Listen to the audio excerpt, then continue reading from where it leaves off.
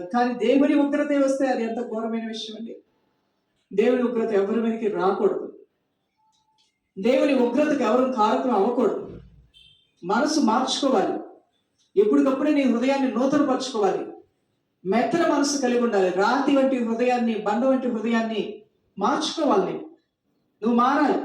అనుదినము నీలో మంచి విషయాల్లో ఒక నూతన మార్పు వస్తూనే ఉండాలి.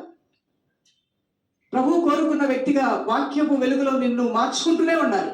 ఎంతవరకు ప్రార్థన చేయాలి, ఎంతవరకు నువ్వు వాక్య వెలుగులో మారుతూ ఉండాలంటే నీ బొందులో శ్వాస ఉన్నంత కాలము, అంటే మనం బతికినంత కాలం కూడా, మనం జీవించినంత కాలము కూడా యేసయ్య పాదాల దగ్గర మనం నేర్చుకుంటూనే దినదినము రూపాంతరపరచబడుతూనే ముందుకు సాగిపోవాలి ఆత్మీయ యాత్రలో.